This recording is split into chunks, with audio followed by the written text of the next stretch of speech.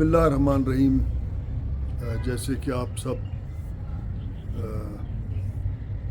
لوگ جانتے ہیں کہ ایک دفعہ پھر اعلان ہوئے ہیں اور پولیٹیکل پارٹیز، سیاسی شخصیات، سو کالڈ الیکٹیبلز الیکشن کے میدان میں اتر رہے ہیں اور لوگوں کو بتا رہے ہیں کہ وہ ان کے سر پہ کون سے تاج لگائیں گے اور کس طریقے سے یہ سارے معاملات اس ملک کے بحرانوں کو حل کریں گے.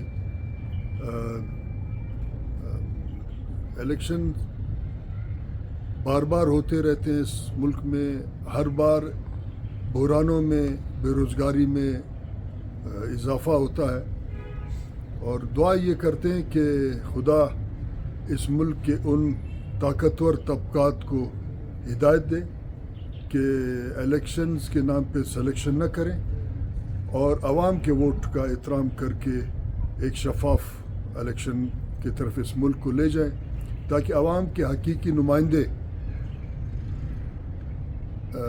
پارلیمنٹ میں جائیں اور عوام کے مسائل کو حل کرنے میں سر جوڑیں اور ایک پارلیمانی جمہوری نظام کے ذریعے، جیسے بہت بڑا ایک تعداد ہے جمہوری لوگوں کا، ممالک کا، جنہوں نے ان مسائل کو پارلیمنٹ کے ذریعے حل کیا، اس کو حل کریں.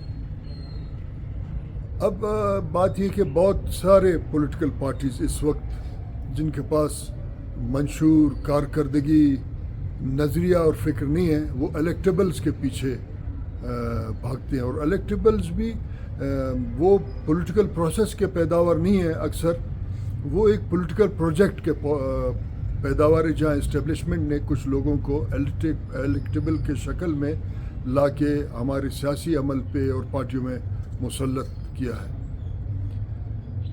ہمارے ریاست کے طاقتور اداروں نے پچھلے الیکشن میں 2018 میں ایک پولیٹیکل پارٹی کو تخلیق کیا اور اس میں سو کالڈ الیکٹیبلز کا ایک جتھا بنانے کے بعد اس صوبے کے آواز کو مکمل طور پہ خاموش رکھا.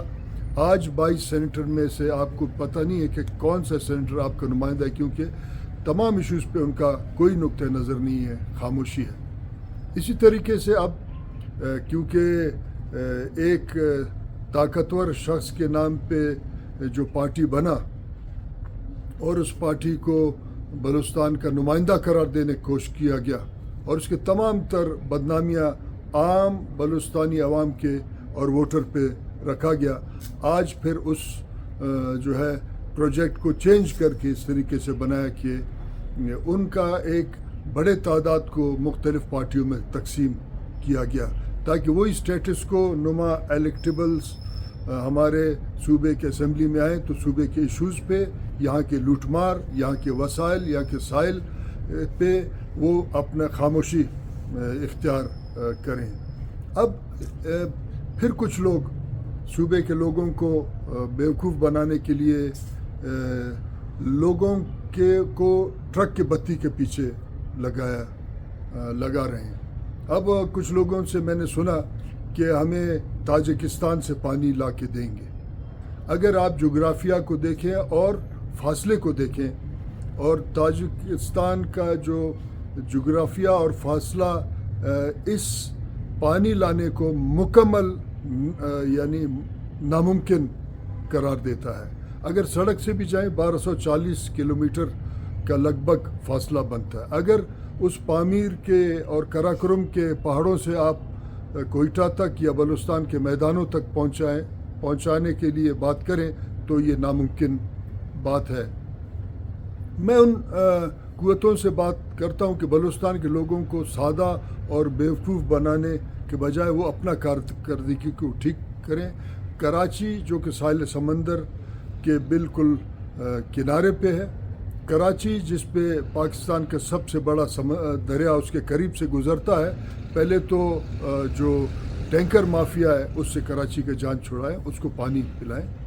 گوادر جس کو بار بار ایکسپلائٹ کیا گیا ہے اور کہا گیا ہے کہ گوادر اس ملک کا گیم چینجر ہے اور سی پیک ہے، وہاں سے چند 100 کلومیٹر یا کچھ زیادہ لگ بھگ میرانی ڈیم ہے. گوادر کے لوگ آج بھی پینے کے صاف پانی کے لیے جو ہے احتجاج کرتے ہیں.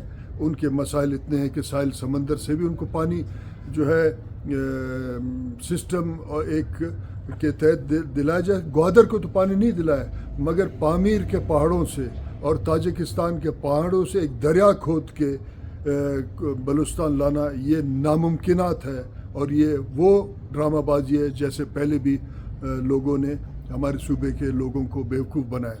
میں مطالبہ یہ کرتا ہوں کہ جن کو ہمدردی ہے اور ہمارے صوبے کے ساتھ پہلے وہ سوئی گیس کے مد میں جو ہمارے بقایا جات ہیں وفاق پہ جس کو آؤٹ اسٹینڈنگ ڈیوز کہتے ہیں وہ لا کے دیں. یہاں ترقی روزگار کے راستے کھلیں گے. گوادر اور ساحلی پٹی پہ بلوچستان کا جو سندھ سے آئے ہوئے ٹرالرز لوٹ مار کر رہے ہیں اور وہ ہمارے قدیم جو ملا ہیں شکاری ہیں جو مچھلی کے شکار کرتے ہیں ان کے وسائل کو لوٹ رہے ہیں. ان سندھ کے آئے ہوئے ٹرالرز کو بھی روکیں. ہمارے پاس اللہ کا دیا ہوا بہت وسائل ہے. ساتھ ساتھ ریکودک اور سائندک کو جو بیچنے والے لوگ ہیں اب وہ کہتے ہیں کہ پاکستان کو بنا سکتا ہے. پہلے مطالبہ میرا یہ ہے کہ بلوچستان کے حقوق ملے اور وہ جو ہمارے قدرتی وسائل کے ذریعے پاکستان کا قرضہ اتار رہا ہے جو قرضہ بلوچستان کے لوگوں نے نہیں لیا ہے اس وسائل کو یہاں کے لوگوں پہ خرچ کریں تو ہمیں تاجکستان سے پانی لانے کا ضرورت نہیں ہے.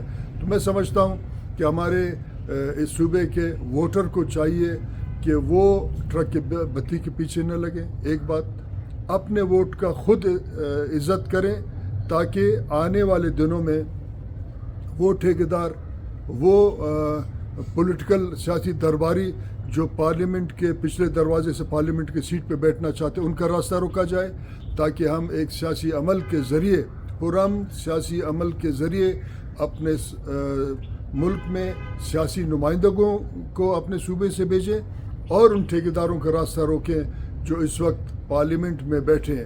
اور ساتھ ساتھ ان لوگوں کا احتساب کریں جنہوں نے سینٹ میں پیسے لے کے ٹھیکیداروں کو بھیجا ہے. آج 22 سینیٹرز بلوچستان کے کسی ایشو پہ آپ کو متحرک نظر نہیں آتے ہیں. تو سب سے پہلا یہ ہے کہ جن لوگوں کو ووٹ دیا جائے ان سے پوچھا جائے کہ کیا پچھلے سینٹ میں سو کالڈ الیکٹیبلز نے اپنے نمائندگی کے لیے کس کو سینٹ میں بھیجا ہاؤس آف فیڈریشن میں اور اس کے ساتھ ساتھ کیا آئندہ آنے والے دنوں میں بھی وہ عوام کے ووٹ سے منتخب ہونے کے بعد اپنے ووٹ کو سینٹ میں کسی ٹھیکیدار پہ کاروباری پہ اسمگلر پہ بیچیں گے. تو پھر میں سمجھتا ہوں کہ آپ اپنے ووٹ کا پہلے عزت کریں گے اور عزت کے ساتھ ساتھ اپنے صوبے کا وقار بڑھائیں گے. بہت شکریہ.